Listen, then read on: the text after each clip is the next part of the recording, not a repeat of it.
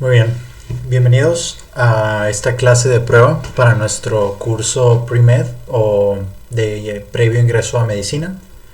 Les platico muy rápido. Esta clase está hecha o la vamos a hacer para que ustedes se puedan dar una idea de cómo vamos a estar trabajando, cómo va a ser nuestro curso, quién soy yo, qué voy a ser el profesor, etc. Entonces, pues primero que nada me presento. Mi nombre es el doctor Diego Medina y yo voy a estar dándoles estas clases del curso Pre-Med aquí en Logos Asesorías. Recuerden que este curso es un curso diseñado especialmente para los estudiantes que tienen la intención de ingresar a la carrera de medicina y está diseñado o está pensado con el propósito de que al momento de que el estudiante entre a la carrera ya tenga una base sólida de conocimientos previos que le permitan adaptarse rápidamente a la carrera, evitar este proceso que a veces es muy complicado en el pase de no ser estudiante de medicina a ser estudiante de medicina, familiarizarse con los términos, todas las palabras nuevas, que es lo que más nos cuesta trabajo cuando vamos empezando la carrera. Que el alumno ya tenga una base sólida de eso y eso le puede ayudar a destacar una vez que inicia la carrera de medicina, a lograr un promedio alto desde un principio, etcétera, o inclusive solamente a empezar a relacionarse con el mundo de la medicina y darse cuenta, bueno, quizás si le gusta, no le gusta, etcétera. ¿Qué es lo que va a estar cubriendo nuestro curso Pre-Med? Nuestro curso va a cubrir las 4 materias más importantes del primer año, que son anatomía, histología, embriología y bioquímica. Las 4 materias las vamos a ver en los conceptos básicos, aunque sí vamos a profundizar la verdad en cada una de ellas hasta cierto punto para poder decir que en verdad tenemos un conocimiento claro, aunque obviamente vamos a profundizar más cuando estén en la carrera, ¿no? Obviamente. Vamos a profundizar en las cuestiones básicas, por así decirlo, de estas 4 materias. Vamos a ofrecer exámenes simulacro, etcétera, para que el alumno también se vaya familiarizando con cómo preguntan las facultades de medicina, que también es uno de los procesos de adaptación más complicados al momento de empezar esta carrera. Y bueno, en esta primera clase, esta clase muestra, por así llamarlo, vamos a estar viendo los conceptos básicos de anatomía, que de hecho es la primera materia que va a cubrir nuestro curso Pre-Med. Recuerden que nuestras clases dentro del curso son clases en vivo, en el cual el alumno está en vivo viéndome a mí en este caso hablar y bueno, las dudas se pueden resolver en tiempo real y etcétera. Esta clase obviamente por ser una muestra pues la vamos a poner grabada, no hay alumnos en este momento. Entonces pues vamos a empezar con nuestros conceptos básicos de anatomía. Estas cosas que vamos a platicar hoy quizás pudieran parecer muy sencillas, aunque son cosas nuevas a final de cuentas. Podrían parecer cosas no muy complicadas, pero son la base de la comprensión de anatomía. Las palabras nuevas que vamos a ver hoy, todo lo que vamos a platicar hoy, si no conocemos esto, si no tenemos un conocimiento al menos rudimentario de estos conceptos, es imposible entrar a un curso de anatomía. No vamos a entender ni de qué están hablando. Y esto es de las cosas con las que más batallamos cuando vamos empezando pues esta famosa materia de anato. Entonces pues vamos. Ahora, ¿cómo manejamos nosotros nuestras clases? En Logos Asesorías nuestras clases siempre inician de la misma manera, con una pequeña tabla, una pequeña lista de puntos a cubrir, o podríamos llamarlo objetivos de aprendizaje, lo habrán visto ya en algún libro de texto. Esto es súper valioso. ¿Por qué? ¿O por qué lo aplicamos nosotros en nuestro método de enseñanza? Lo utilizamos para que el alumno desde un inicio ya sepa cuáles son los pedazos de información más relevantes. Al momento de empezar nuestra explicación, a veces como que nos perdemos en el tema y no me fijo o no sé distinguir con tanta habilidad cuáles son las cuestiones más relevantes y las cuestiones menos relevantes del tema. ¿Cómo podemos combatir eso? Pues con una pequeña lista antes de iniciar de puntos a cubrir. Esto me dice a mí al final de esta clase qué es lo que tengo que saber o qué necesito poder yo palomear, por así decirlo, para sentir que esta clase ya quedó afianzada o ya la sé. Y vamos a tener básicamente 4 puntos en esta primera clase. El primero es definir los enfoques mediante los cuales se estudia la anatomía. Vamos a platicar ahorita enseguida que hay diferentes tipos de anatomía y bueno, en qué se basa cada uno de ellos. Definir la importancia y el correcto uso de la posición anatómica, qué es la posición anatómica y cómo la utilizamos. Definir los términos de relación anatómica y su uso, súper importante, las palabras que utilizamos para expresarnos como médicos cuando estamos hablando del cuerpo, cómo nos expresamos de manera concreta y científica sobre la relación de las distintas partes del cuerpo, que es básicamente el estudio de la anatomía. Y por último, reconocer los diferentes movimientos de las articulaciones, así como su nombre anatómico. Esta va a ser la parte pues más anatómica de la clase de hoy. Vamos a hablar de cómo se pueden mover las articulaciones y cuál es el nombre anatómico médico de cada uno de estos movimientos. Entonces, al final de la clase tendremos que poder cubrir estos 4 puntos. Si tú puedes explicar o desarrollar estos 4 puntos al final de la clase, podrías decir que este tema ya lo tienes y pasar al siguiente. Eso también nos da mucha seguridad al momento de ir avanzando en nuestro estudio, que yo sé cuándo ya puedo avanzar, cuando cubra mis puntos a cubrir, valga la redundancia. Por eso utilizamos esta técnica en nuestro curso. Entonces, pues vamos a empezar directamente. Lo primero, pues es lo primero, lo más básico. ¿Qué significa anatomía? Aquí yo soy fan de las etimologías, entonces vemos de dónde viene tal cual la palabra anatomía. Ana significa de abajo hacia arriba y tome significa cortes. Estas dos son palabras que vienen del griego. Ana, de abajo hacia arriba, y tome, cortes. ¿Qué tiene que ver esto con la anatomía? Esta raíz de ana, de abajo hacia arriba, normalmente la entendemos como cuando vemos algo completo. Vemos algo de abajo hacia arriba para verlo completo. La palabra en la que la relacionan es analizar. ¿Qué es analizar? Fijarnos en toda la estructura de un concepto, de un objeto, etc. Entonces, ana es ver de abajo hacia arriba. ¿Qué vamos a ver de abajo hacia arriba? ¿Qué vamos a analizar? Los cortes del cuerpo. La anatomía, a final de cuentas, es el estudio de todas las estructuras del cuerpo y cómo se relacionan entre sí. Pero, pues si nosotros vemos un cuerpo desde afuera, solo podemos ver una cantidad muy limitada de estructuras en el cuerpo. Por lo tanto, la anatomía siempre se ha estudiado mediante cortes. Cortes imaginarios, que vemos en imágenes de libros, o cortes reales, que vemos en disecciones. Y a través de estos cortes es como nosotros podemos ver todas las partes del cuerpo, todas las estructuras del cuerpo que se encuentran por dentro. Por eso la anatomía es el estudio de abajo hacia arriba completo, es el análisis de los cortes del cuerpo. Y bueno, todas las estructuras que estos cortes nos permiten ver. Ahora, vamos a nuestra primera pregunta. Acuérdense, el primer punto era definir los enfoques mediante los cuales se puede estudiar la anatomía. Y tenemos 3 enfoques clásicos: la anatomía sistémica, la anatomía regional y la anatomía clínica. Cada uno tiene su valor, cada uno tiene su utilidad. Vamos a verlos. Primero tendríamos la anatomía sistémica. ¿Esto qué es? La anatomía sistémica es una manera de organizar la información en la cual nosotros vemos un sistema del cuerpo a la vez o un aparato del cuerpo a la vez. La mayoría de los libros clásicos de anatomía, los libros famosos, el Lockhart, el Rubier en sus versiones más anteriores, pero el Lockhart, el Testut, los libros más famosos de anatomía, los que tus maestros de anatomía de seguro leyeron y te van a preguntar por datos súper rebuscados de estos libros, están escritos en anatomía sistémica. La verdad es que los nuevos libros de anatomía, los más modernos, el Gray, el Moore, ya no utilizan la anatomía sistémica. ¿Qué se hacía en anatomía sistémica? Hagan de cuenta que nosotros decíamos, voy a estudiar todos los huesos del cuerpo. Y entonces el libro te daba los huesos de la cabeza, del cuello, del tórax, de todas las regiones del cuerpo. Y luego decía, ahora voy a estudiar todos los músculos. Y nos daba todos los músculos, de la cabeza, del cuello, del tórax, de la extremidad superior, etc.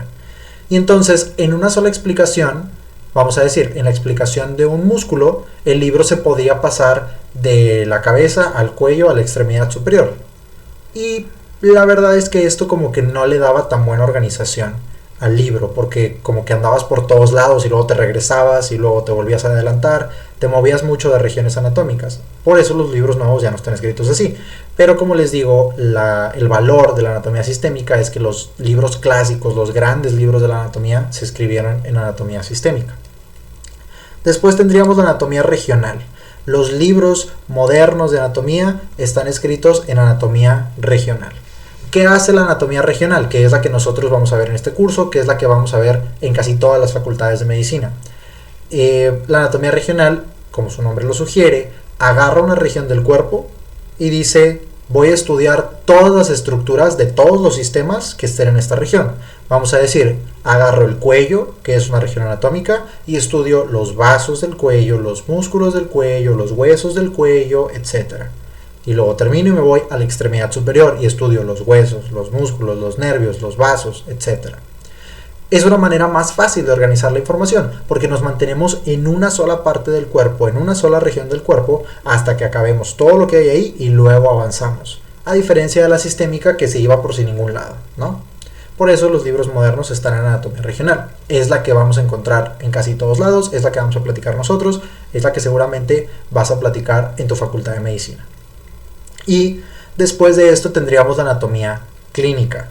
La anatomía clínica es una relación entre el conocimiento de la anatomía regional y una situación que se puede presentar dentro de el análisis clínico de un paciente. O sea, vamos a decir que yo en mi anatomía regional estoy estudiando sobre los músculos de la extremidad superior, y yo veo que los músculos del compartimento posterior del antebrazo tienen la función de extender la muñeca. Y resulta que los músculos del compartimento posterior del antebrazo están inervados por un nervio que se llama nervio radial. Eso es todo lo que dice mi libro, eso es lo que yo aprendí en clase, eso es lo que leí. El compartimento posterior del antebrazo extiende la muñeca, que es este movimiento, y esos músculos están inervados por un nervio que se llama nervio radial. ¿Qué hace la anatomía clínica? La anatomía clínica toma ese conocimiento y lo quiere convertir, o lo quiere, vamos a decir, utilizar dentro de una situación que le podría pasar a un paciente. O sea, que llegara una pregunta que dijera: un paciente llega a urgencias con una herida cortante en la cara posterolateral del codo derecho, y al momento de la exploración clínica nos damos cuenta que nuestro paciente no puede extender la muñeca. Ese movimiento no lo puede realizar. Y me preguntan, ¿qué estructura nerviosa esperaríamos encontrar lesionada? Entonces, a primera instancia pareciera que no tiene nada que ver con la anatomía regional, pero si nosotros vamos recordando, ¿qué tendríamos que pensar? Acuérdense, yo estoy agarrando esta situación clínica y la quiero traducir a mi anatomía regional, que esa es la que yo aprendí en mi libro. Yo diría, a ver, si lo que no puedo hacer es extender, ¿qué músculos están afectados? ¿Quiénes eran los que extendían? ¿Qué decía mi libro de eso? Porque eso sí lo dice. Decía que era el compartimento posterior del antebrazo. ¿Y quién era el nervio que inervaba el compartimento posterior del antebrazo? El nervio radial. Por lo tanto, ¿qué nervio esperaría encontrar afectado? El nervio radial. Y así, algo que en el libro venía muy directo, en anatomía clínica, que es como normalmente me van a preguntar en los exámenes de las facultades de medicina, en anatomía clínica yo pude transformar ese conocimiento del libro a una situación que podría presentarse en un paciente con un análisis clínico. O sea, yo voy a dar una respuesta al problema del paciente. ¿Qué nervio se afectó? Pues yo pienso que el radial, porque yo sé por anatomía regional que estos son los músculos que realizan este movimiento y que ese grupo de músculos está inervado por ese nervio en particular. Entonces, básicamente nos vamos a estar moviendo entre estas dos, anatomía regional y anatomía clínica. La anatomía regional es la que vamos a estudiar en nuestro libro, básicamente. Aquí voy a dibujar un libro muy feo. Ni siquiera parece un libro. Bueno, supongamos que este es un libro. La anatomía regional es la que vamos a leer en nuestro libro. Y la anatomía clínica es la que va a venir en el examen. La mayoría de los exámenes son en anatomía clínica, para que tú puedas aplicar el conocimiento que leíste en tu libro súper deforme que yo dibujé, para que puedas aplicar el conocimiento del libro en una situación real de un paciente.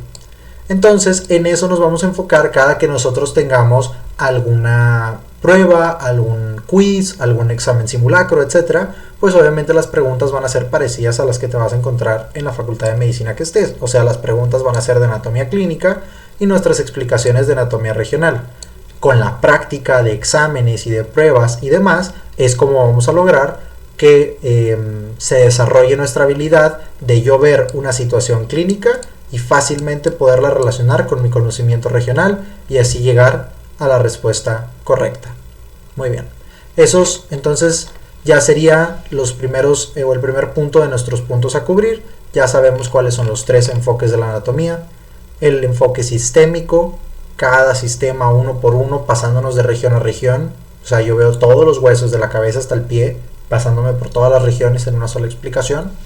¿Qué tiene de importante? Los libros viejos, los libros clásicos de anatomía están escritos así, y por lo tanto los doctores, sobre todo la vieja guardia de doctores de anatomía, idolatran estos libros y nos van a preguntar estos libros en las primeras clases tratando de que nos apaniquemos, etc.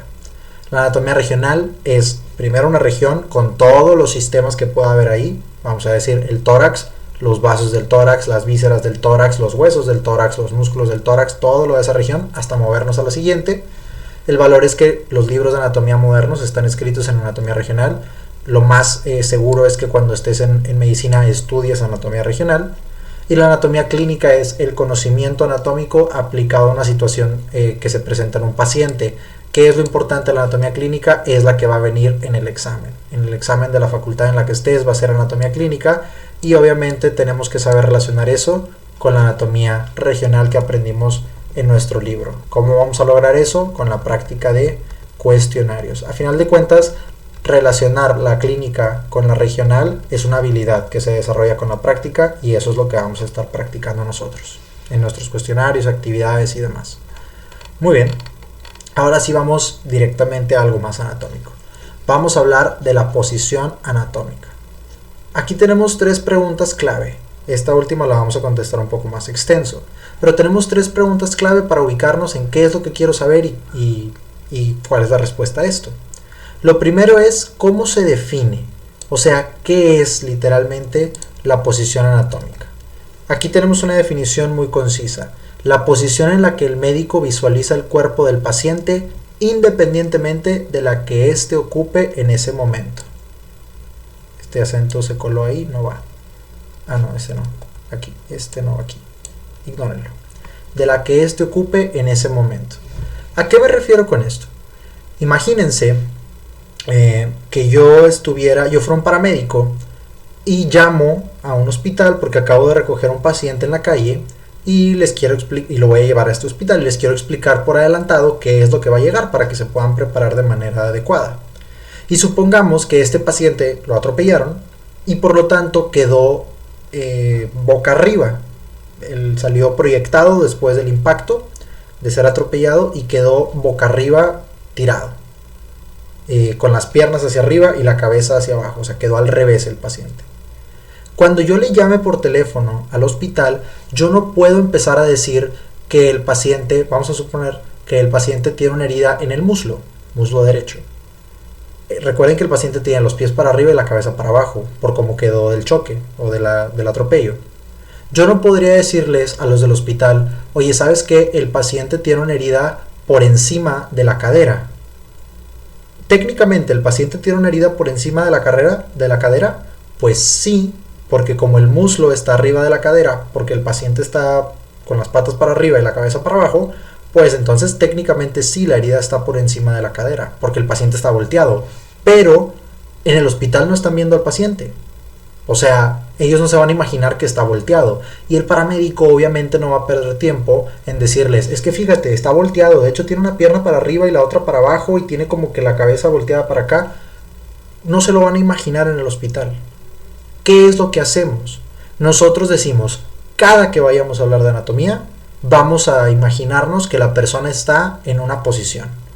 Y sobre eso tú me explicas y yo voy a entender. Porque independientemente si la persona está boca arriba, boca abajo, con las patas para arriba, con las patas para abajo, volteado, torcido, doblado, lo que sea, cuando alguien, otro profesional de la salud, me esté hablando de un paciente, yo voy a imaginarme que el paciente siempre está en la misma posición. Eso es la posición anatómica. ¿Cuál es el valor de la posición anatómica? ¿Para qué sirve? ¿Por qué se les ocurrió a los anatomistas desarrollar esto? ¿Por qué es importante para los médicos conocerlo? Porque, chéquense lo que dice, evita confusiones al comunicarnos con otro profesional de la salud. Nos permite imaginar una descripción de manera sencilla. Era lo que les decía. Cuando a mí me marquen, el paramédico me va a decir, el paciente tiene una lesión inferior a la cadera. Recordemos que la lesión estaba en el muslo.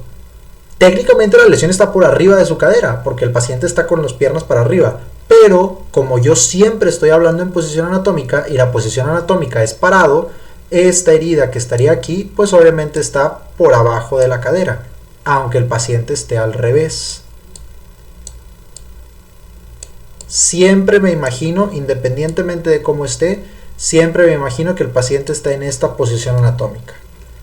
Por ejemplo, también cuando yo estoy leyendo un libro de cirugía y me describen hacia dónde tengo que hacer los cortes y me describen hacia dónde tengo que ir avanzando con una exploración, etc. Obviamente el libro no se va a poner a pensar si yo lo estoy viendo desde la derecha, desde la izquierda, desde la cabeza, desde los pies, etc. del paciente. El libro lo va a describir siempre en posición anatómica. No importa cualquier cosa, cualquier descripción del cuerpo de un paciente entre dos profesionales de la salud debe de suceder con los dos pensando que el paciente está en posición anatómica. No importa cómo esté en realidad. Para no confundirnos, usamos la posición anatómica. Muy bien, por eso existe. Ahora, vamos a lo más importante. ¿En qué consiste? ¿Cómo es esa posición anatómica? La posición anatómica es básicamente lo que estamos viendo en esta imagen. Consiste en una persona en bipedestación, o sea, parada sobre sus dos pies, con la columna completamente erguida, las palmas de las manos viendo hacia adelante, o sea, hacia el rostro, los brazos descansando a los costados del cuerpo, extendidos, o sea, no están doblados ni nada, la mirada hacia adelante, sin ninguna expresión en particular, y esa es básicamente la posición anatómica. Ahora ya todo tiene más sentido.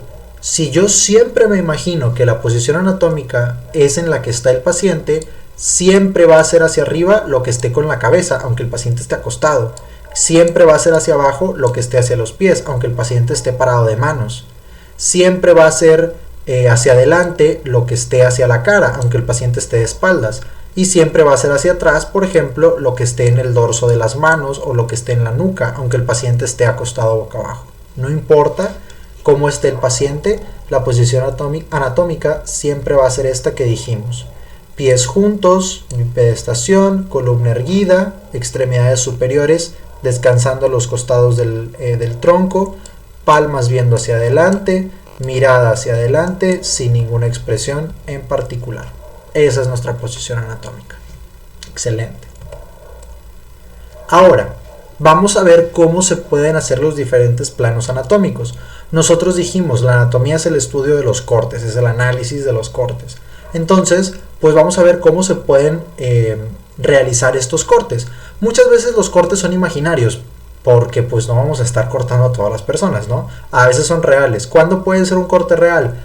En una disección, obviamente con un cadáver, con el propósito de enseñar a los nuevos estudiantes sobre anatomía. Y también puede ser real en ciertos estudios de imagen, que lo que hacen es como presentarnos un corte del cuerpo sin haberlo cortado realmente, sobre todo, por ejemplo, las tomografías axiales computarizadas, los TACs. Entonces, vamos a ver el primer corte, que sería el corte medio, o aquí le llama plano medio. Un corte medio es aquel, básicamente, que divide al cuerpo en dos mitades, izquierda y derecha. Queda una mitad izquierda por acá y una mitad derecha por acá. Ese es básicamente un corte medio. Este corte recibe el nombre normalmente de corte sagital. Ojo, que aquí lo importante es recordar o identificar en qué mitades o en qué porciones, porque no tiene que ser exactamente la mitad, en qué porciones se divide el cuerpo por cada uno de los diferentes cortes. En el caso del plano medio, o sea, cuando lo dividimos de derecha a izquierda, hablamos de un corte sagital. Sería, en este caso, este corte que estamos viendo aquí. Va a quedar una parte a la derecha y una parte a la izquierda. Bien. Tendríamos el plano coronal. ¿Cuál es el plano coronal? El plano coronal es el que viene de manera perpendicular al plano medio. Si el plano medio venía por aquí, de esta manera, el coronal va a ir perpendicularmente así. O sea, iría más o menos aquí. ¿En qué porciones me va a dividir el cuerpo? Un corte coronal va a dividir el cuerpo en una porción anterior y una porción posterior. O sea, si me ven a mí de perfil, el corte coronal está así. Y va a quedar una parte por adelante del corte, vamos a decir el rostro, y una parte por atrás del corte. En este caso vamos a decir la nuca, suponiendo que este fuera un corte de la región de la cabeza. A eso le llamamos un corte coronal. Recuerden, ¿qué es lo clave? El plano medio, el corte sagital, divide al cuerpo en mitad derecha e izquierda.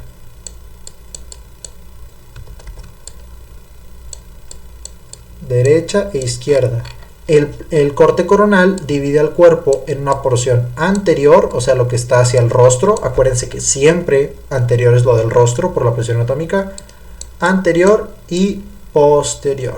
O sea, lo que está hacia la nuca, lo que está hacia la espalda por la posición anatómica.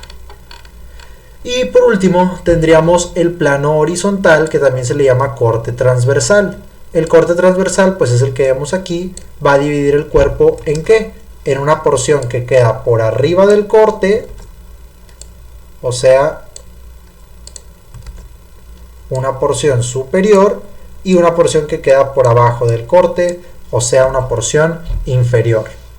Superior siempre es hacia la cabeza, inferior siempre es hacia los pies, por nuestra posición anatómica. Aquí tendríamos algunos otros tipos de secciones. Por ejemplo, este sería un corte transversal del brazo. Aquí vemos cómo está dividido en lo que quedó por arriba y lo que quedó por abajo del corte. Este corte longitudinal, a ver quién puede identificar qué tipo de corte es. Este es un corte sagital. ¿Por qué? Porque quedó, si aquí está el corte de la pierna y el pie, quedó una parte a la derecha del corte y una parte a la izquierda del corte. ¿Me explico? Ese es un corte sagital. Y este es un corte oblicuo. Este pues está inclinado. No cabe dentro de ninguna de las otras definiciones que dijimos. Se utiliza a veces en ciertos estudios de imagen. ¿Cuál es el valor de que yo les platique a ustedes cuáles son los cortes que se pueden hacer? Eso nos va a ayudar bastante al momento de estar viendo imágenes, porque yo me voy a ubicar en qué corte estoy y entonces voy a saber, pues esto es hacia adelante, esto es hacia atrás, superior, inferior, etc. Muy bien, vamos a aplicar esto, que eso de los cortes quizás está como que medio aburrido. Vamos a aplicarlo en algo un poquito más interesante. Esto es clave, esto es lo que vas a hablar todos los días, todo el día cuando estés en anatomía, los términos de relación. Si no comprendemos estas palabras, no vamos a entender ni una hoja de libro, ni una oración de una clase ya cuando estemos en medicina. Y además, pues es como les decía, una de las cosas que más, o en las que más batallamos para adaptarnos al principio. Entonces la verdad es una superventaja que nosotros ya conozcamos estos términos desde ahorita. ¿Qué son entonces estos términos de relación? Los términos de relación son las palabras que se usan para comparar una estructura y la otra, o sea, para poder ubicarlas. Imagínense, ¿cómo les podría yo explicar dónde está mi casa? No les voy a explicar exactamente dónde está mi casa, pero si yo les quisiera decir a ustedes dónde está mi casa, pues les tendría que decir, pues está a la vuelta de la esquina de esto, o está por atrás de esto, o está enfrente de esto otro. O sea, te tengo que poner una referencia y luego comparo mi casa con la referencia y así vamos a entender. No te puedo dar las coordenadas de mi casa y que tú entiendas, ¿verdad? O sea, sí se puede poner en Google Maps, pero ese no es el punto. El caso es que cuando yo quiero explicar dónde está algo, lo explico en referencia con lo que lo rodea, para que podamos entender dónde está en relación con eso. Y lo mismo se hace en anatomía. Cuando yo quiero explicarles a ustedes dónde está una víscera, dónde se encuentra un órgano, dónde está un músculo, pues no te puedo decir, está aquí. ¿Aquí dónde? El libro además no puede decir está aquí, pues el libro no te puede señalar nada. El libro y las explicaciones de anatomía correctas te lo van a relacionar con las otras estructuras y te van a decir, este músculo está por abajo de este otro, por encima de este otro, está superficial a este otro, está rodeado por este otro, y entonces como tú conoces los demás, ubicas dónde está del que te están hablando. ¿Cuáles son las palabras que utilizamos entonces para comparar bien estas estructuras? Los términos de relación y comparación. Vamos a verlo sobre la práctica, pero van a ver ustedes que es muy sencillo. Fíjense, aquí tendríamos estos 4 que son los más básicos, anterior y posterior. Vamos a empezar con estos dos. Anterior es lo que esté simple y sencillamente más cerca del frente. ¿Cuál es el frente? Posición anatómica. El frente es hacia donde ve el rostro, hacia donde ven las palmas. Acuérdense de nuestra posición anatómica. Bueno, pues aquí está. Palmas y rostro, eso es al frente, no hay dudas. Y posterior, por lo tanto, pues es lo que esté más cercano al dorso, a la espalda, a la nuca, al dorso de las manos, etc. Fíjense, aquí tendríamos un corte, obviamente es una imagen, es imaginario, un corte de la región abdominal, pélvica y perineal. A ver si pueden identificar qué corte es este. Este es un corte sagital. Por eso estoy viendo hacia acá lo que está delante. Este sería anterior. Y hacia acá lo que está atrás. Aquí está la columna, la espalda. Esto sería posterior. Obviamente en este corte yo estoy viendo una de las mitades del corte. La otra mitad tendría que verse muy parecida, porque acuérdense que el corte sagital divide en derecha e izquierda. En otras palabras, aquí está la panza, para decirlo de una manera muy coloquial, y aquí está la espalda, aquí están las pompis, para decirlo de una manera muy coloquial también.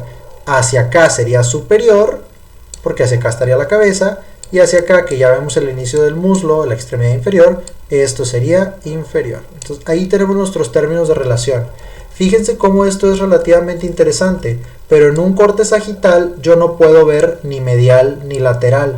Ahorita vamos a hablar de esos términos. Yo no puedo ver ni a la derecha ni a la izquierda, porque eso es lo que se cortó. Acuérdense que un corte sagital divide en derecha e izquierda, entonces pues eso es lo que no se va a poder ver.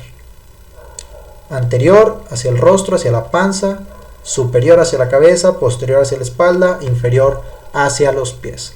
Correcto. Y aquí tenemos diferentes vísceras. Por ejemplo, aquí tenemos al hígado, aquí está el estómago, aquí está el páncreas, la columna, todos estos aquí es el intestino delgado, aquí vemos la vejiga y el colon y el recto ya en continuación. Ok, yo tengo todas estas vísceras aquí. ¿Para qué utilizo los términos de relación?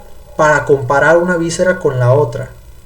Fíjense cómo los términos pueden cambiar dependiendo de con quién la esté comparando. Vamos a agarrar de ejemplo al páncreas. Si yo les preguntara a ustedes, ¿qué relación tiene el páncreas con el estómago que está acá? Pues yo tendría que decir, el páncreas es posterior al estómago, porque el páncreas está más cerca del dorso comparado con el estómago. ¿Eso quiere decir que el páncreas siempre es posterior? No. ¿Qué pasaría si yo les dijera, qué relación tiene el páncreas con la columna? Tú me dirías, pues el páncreas es anterior a la columna, porque entre la columna y el páncreas, el que está más cerca de la cara anterior es el páncreas. Entonces, chéquense cómo ningún término de relación va a aplicar técnicamente para una víscera. Aplica en comparación con otra. Una víscera que en un momento podría ser anterior comparada con una, sería posterior comparada con otra. Si yo les dijera, por ejemplo, la columna es lo más posterior, ¿la columna qué relación tiene con la piel del dorso? Pues la columna es anterior a la piel del dorso porque está más adelante. Aunque está súper atrás, acuérdense que siempre la estoy comparando con otra. Y la columna comparada con la piel de acá de la espalda, pues la columna es anterior, sin dudas. ¿Me explico? Entonces, para eso sirven los términos de relación, para ubicar una estructura usando otras. Pero siempre es comparado con otra estructura. De la misma manera, no creo que batallemos mucho, vamos a tener superior e inferior. ¿Qué onda con estos términos? Superior es más cercano a la cabeza, como hemos platicado ya. Inferior es más cercano a los pies, eso también ya lo dijimos. Vamos a ver exactamente lo mismo. Ningún término aplica universalmente para ninguna víscera, ninguna estructura. Aplica dependiendo de con quién la esté comparando. Vamos a hablar, por ejemplo, del intestino delgado que tenemos aquí. El intestino delgado, si yo les digo, ¿qué relación tiene el Ay, ya arruiné esta. Vamos a decir que ese es el intestino delgado. El intestino delgado, es que me salió muy fea la D, la quiero arreglar, pero creo que no voy a poder. A ver, lo voy a tachar y voy a volver a poner aquí. Intestino delgado, se ve mejor. Ok, el intestino delgado, ¿qué relación guarda con el estómago? Ustedes me tendrían que decir que el intestino delgado es inferior al estómago, porque entre el estómago y el intestino delgado está más cerca de los pies, está más cerca de lo inferior. ¿Eso quiere decir que el intestino delgado siempre es inferior? No. ¿Qué pasa si yo les digo qué relación tiene el intestino delgado, vamos a decir, con la vejiga, por ejemplo? Pues tendríamos que decir que el intestino delgado es superior a la vejiga, porque el intestino delgado más cerca de la cabeza que la vejiga sí está. Entonces chéquense cómo los términos solo aplican dependiendo de con quién lo esté comparando. Si yo les pregunto, ¿el hígado es qué relación con el estómago? Ustedes me deberían de decir que el hígado es superior al estómago, porque el hígado está más cerca de la cabeza. El estómago, por lo tanto, es inferior al hígado, pero el estómago es superior al intestino delgado, y el intestino delgado es superior a la vejiga, y la vejiga, por ejemplo, es superior a esta estructura amarilla que es la próstata. Y así te vas, o sea, siempre depende con quién lo estés comparando. Aquí obviamente el chiste es que tú ya sepas a qué se refiere cada que se usan estas palabras. Anterior es que algo está más cerca de la cara o de la parte anterior del cuerpo. Posterior, que esté más cerca del dorso. Superior, más cerca de la cabeza. Inferior, más cerca de los pies. Recordemos, no importa cómo esté el paciente. Si el paciente está acostado, técnicamente lo que está más arriba es la cara. Pero yo nunca voy a decir que la cara es superior. La cara es anterior. Recordemos que como esté mi paciente, siempre estoy considerando que su posición es la posición anatómica. Y de ahí tendríamos estos otros dos términos de relación, que son los términos, o completaríamos con estos los términos sencillos, por así decirlo, estos primeros 6, anterior, posterior, superior, inferior y medial, lateral. Medial, lateral es en relación con la línea media, o sea, una línea que dividiera el cuerpo en dos mitades perfectas, derecha e izquierda. Esa línea normalmente se traza con el tabique nasal. Esa línea que dividiría el cuerpo así, un corte sagital, si ustedes se acuerdan, dividiría el cuerpo de esta manera en dos mitades perfectas, derecha e izquierda. Si se fijan, aquí estamos viendo una imagen que asemeja a un corte coronal, porque yo estoy viendo solo lo que está en la pared posterior del abdomen. Aquí tengo la vena cava inferior, aquí tengo la aorta abdominal, aquí tengo los riñones, aquí tengo el vaso, o sea, solamente lo que está por atrás. ¿Dónde quedó el estómago y todo lo que está por adelante? Quedó del otro lado del corte. Acuérdense que el corte coronal divide en porción anterior y posterior. Ok, entonces vamos a nombrar las estructuras aquí. Esta es una vena que se llama vena cava inferior.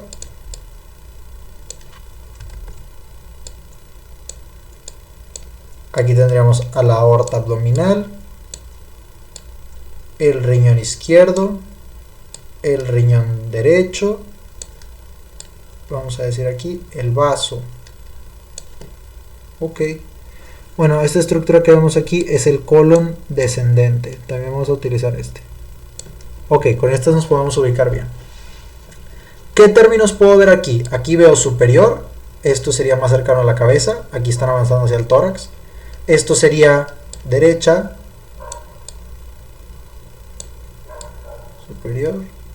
Esto sería inferior, aquí estamos avanzando hacia la pelvis. Y esto sería izquierda. Recuerden que el vaso está del lado izquierdo. Perfecto. ¿Cómo puedo utilizar los términos medial y lateral? Medial es lo que esté más cercano a la línea media imaginaria que dijimos que dividía en dos mitades. Y lateral es lo que simplemente está más lejos o esté más lejos de esa misma línea media. Esa línea media pasaría más o menos por aquí. Entonces, si yo les pregunto, por ejemplo, ¿qué relación tiene el riñón derecho con la vena cava inferior?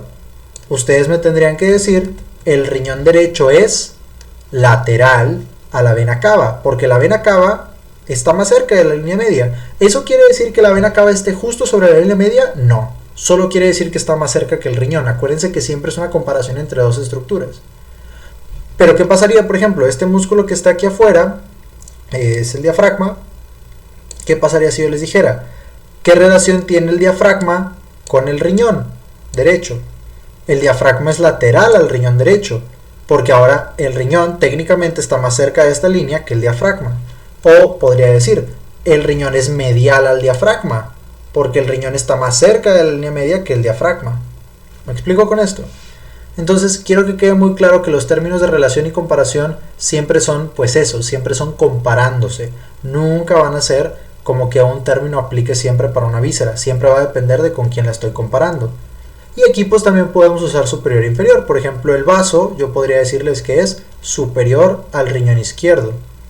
Si yo les dijera qué relación tiene el vaso con la aorta abdominal, la aorta está en todo este trayecto, pues yo diría que el vaso es lateral a la aorta, porque la aorta está mucho más cerca de la línea media que el vaso.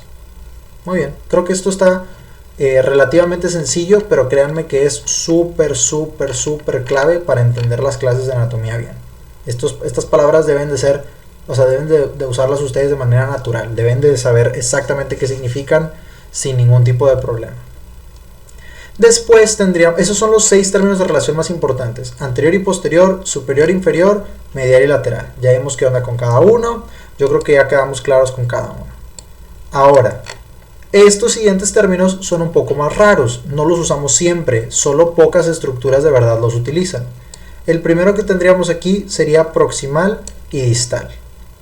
¿Qué es proximal y distal? Proximal es que algo está más cerca de su origen y distal es que algo está más lejos de su origen. Entonces, proximal y distal solo va a aplicar con estructuras que tengan un inicio y un fin muy establecido. Por ejemplo, y muy sencillo, los vasos. Vamos a decir, o vamos a hablar de una arteria imaginaria. Vamos a suponer que aquí está el corazón. Al final de cuentas, todas las arterias salen del corazón. El corazón, pues yo sé que no se ve así anatómicamente, pero no me va a salir dibujarlo bien. Entonces, aquí está el corazón y aquí va saliendo una arteria, que son los vasos sanguíneos con sangre rica en oxígeno. No todas, pero la gran mayoría. Bueno, todas menos una. Eso ya lo veremos después. Y esta arteria tiene 3 ramitas. Esta primera, esta segunda y esta tercera. Y aquí ya se acaba la arteria. Llega a un capilar y se convierte en vénula. Ok. Estas ramas no tienen una relación tan clara entre ellas, sobre todo porque las ramas se pueden después cruzar y hacer esto, y luego esto se va por acá y se hace ya un desastre. Entonces, no aplica utilizar anterior, medial, posterior, ni nada de eso para estas ramas. ¿Por qué no? Porque van a cambiar de relación en algún punto. Entonces, ahí sí me conviene más decir que lo proximal, como sí tiene un inicio muy claro, que es el corazón, lo proximal es lo que está más cerca del corazón. Y lo distal, como sí tiene un final muy claro, el capilar, pues lo distal es lo que está más lejos del corazón o más cerca del final, el capilar. Y entonces yo diría que esta es la rama más proximal, esta es la rama intermedia y esta es la rama más distal. Solamente en esos casos aplica utilizar proximal y distal. Otro ejemplo es la extremidad superior, porque si tiene un inicio muy claro el hombro y un final muy claro los dedos. Entonces yo digo que el brazo es la porción proximal de la extremidad superior, el antebrazo es la porción proximal, perdón, la porción intermedia de la extremidad superior, y la mano es la porción distal. Porque ¿cuándo vamos a usar proximal y distal? Solamente cuando tengamos inicio y fin muy claros. De otra forma no nos va a convenir usar esto. Básicamente solo lo van a usar en venas, arterias, nervios y extremidades, nada más. Y luego tendríamos estas otras que también solo se usan en casos especiales: superficial y profundo. Intermedio puede estar en cualquier término, la verdad. ¿Qué es superficial? Pues como se imaginarán, superficial es que está más cerca del exterior del cuerpo, de la superficie, de la piel básicamente. Y profundo es que esté más lejos. ¿Cuándo me conviene utilizar superficial y profundo? La verdad, solamente me conviene cuando las dos estructuras de las que esté hablando estén pegaditas entre ellas y estén cerca de la superficie. Si las dos están súper profundas, pues ni me sirve. O sea, yo no les podría decir que los riñones son superficiales a la vena cava. Aunque técnicamente los riñones sí están más cerca de la piel, la verdad es que ninguno de los dos está ni cerca. Por lo tanto, pues como que no tiene sentido. ¿Cuándo sí tiene sentido? Cuando las dos estructuras de las que esté hablando ya están cerca de la piel, para empezar. Aquí tenemos un corte transversal de la muñeca. Yo sé que ahorita no aparece la muñeca, después van a ver claramente de que obviamente esta es una muñeca. Pero esta es la muñeca. Y aquí tenemos diferentes tendones. Aquí estaría la palma, o sea, esto es anterior, esto es posterior, aquí está el dorso de la mano. Va. Estos 4 bolitas que vemos aquí son tendones de un músculo de los dedos. Y estas otras 4 que vemos acá son tendones de otro músculo de los dedos. Los dos se llaman flexor de los dedos. pero chéquense cómo cambia su nombre. Este de arriba se llama el flexor superficial de los dedos, solamente porque está un poco más cerca que el otro de la piel. Y este de acá atrás se llama el flexor profundo de los dedos, solamente porque está más lejos de la piel que el otro flexor. Esto es flexor superficial y profundo. Pero chéquense, por ejemplo, aún los tendones de este que dijimos que era el flexor superficial, si yo lo comparo, vamos a decir, con esta arteria, que esta es una arteria que se llama arteria cubital, si yo lo comparo con esta arteria, ¿qué me tendrían que decir ustedes? Que el flexor superficial de los dedos es profundo a la arteria cubital. ¿Por qué? Porque entre la arteria que está acá y el flexor que está acá, aunque esta se llama superficial, ¿quién está más cerca de la piel? Pues la arteria. La arteria es más superficial que el flexor superficial. O en otras palabras, el flexor superficial es profundo a la arteria cubital. Acuérdense que los términos siempre pueden cambiar dependiendo de con quién estoy comparando. Pero pues aquí ya vemos que solo me conviene usar superficial y profundo cuando las dos estructuras de las que estoy hablando ya están de por sí muy cerca de la piel. Las dos. Y luego tendríamos cosas más raras como dorso. Este es un dato que quizás les va a llamar mucho la atención. La posición anatómica ya la vimos, ¿no? Alguien parado, de frente, erguido, sin expresión, manos para adelante, palmas de la mano para adelante, etc. Algo muy lógico. Pero resulta que hace no mucho tiempo, me refiero a hace 60, 70 años, la posición anatómica, no sé por qué, la posición anatómica, bueno, sí sé por qué, pero no me hace mucho sentido. La posición anatómica era una persona, un humano, pero parado en cuatro patas, como si fuera un animal. Súper raro, ¿no? De hecho, me ha tocado ver películas viejitas donde hay una escena en un consultorio y el doctor o el consultorio tiene un póster de la posición anatómica y está la persona así como si fuera un animal de cuatro patas. Una cosa muy rara. Después obviamente se cambió y nosotros ya tenemos la nueva. Bueno, ¿por qué viene este comentario? Resulta que de esa manera vieja de poner la posición anatómica quedaron algunos vestigios o quedaron algunos efectos, por así decirlo. Y uno de esos efectos es que se le llama dorso a todo lo que estaba hacia arriba en esa posición anatómica. En esa posición anatómica de la persona estando así, a ver si lo puedo dibujar bien, la persona estaba así, con las manos en el piso,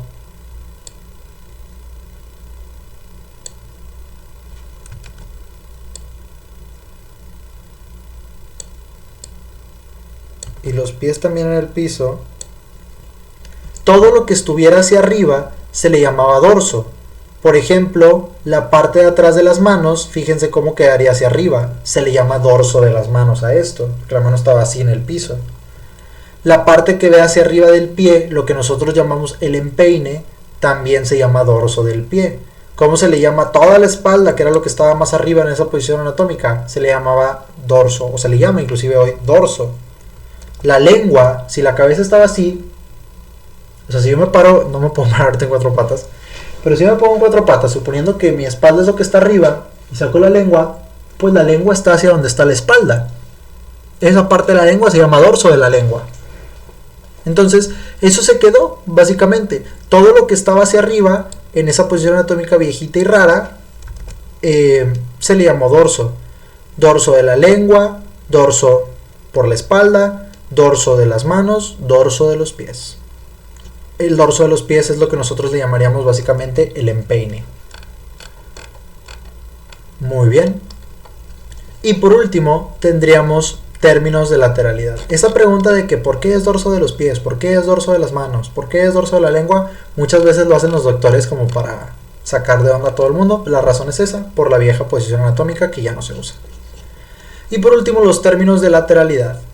Bilateral es cuando tenemos una estructura de los dos lados de la línea media. Ejemplo clásico, básico, sencillo, los riñones. Hay un riñón izquierdo y hay un riñón derecho. Son estructuras bilaterales. ¿Qué otros ejemplos se les ocurren de estructuras bilaterales? Los ojos, los oídos, los pulmones, los testículos, los ovarios. Cualquier órgano que esté de los dos lados del cuerpo, que tengamos dos, es bilateral. Sencillito, ¿no? Y la contraparte serían los órganos unilaterales. Los órganos unilaterales son aquellos que solo están de un lado. Por ejemplo, el vaso, que solo está del lado izquierdo. Aquí no sale porque el corte está muy adelante, pero aquí tendría que estar el hígado.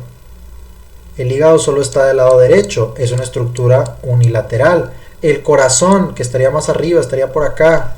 Ahora sí, esta sería más cercana a su forma real o anatómica.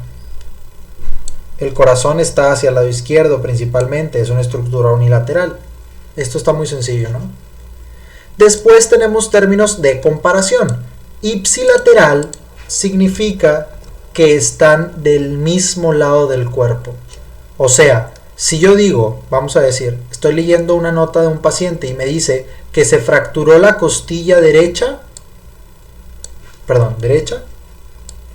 la costilla número 12, vamos a decir, se fracturó la costilla número 12 del lado derecho y sufrió una lesión del riñón ipsilateral.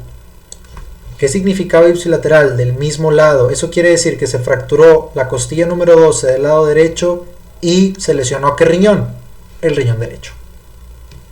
O si me dijeran, tengo un paciente que tiene una lesión del vaso y del riñón contralateral. Contralateral significa obviamente pues el lado contrario, el lado opuesto.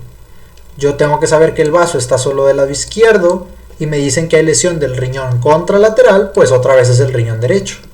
Si me dijeran que hay lesión del vaso y el riñón ipsilateral, pues sería el riñón izquierdo, porque es el que está al mismo lado.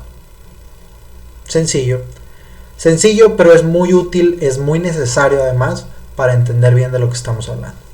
Entonces, pues aquí ya llevamos 3 de nuestros 4 puntos. Fíjense, al final siempre volvemos a nuestra lista de puntos a cubrir.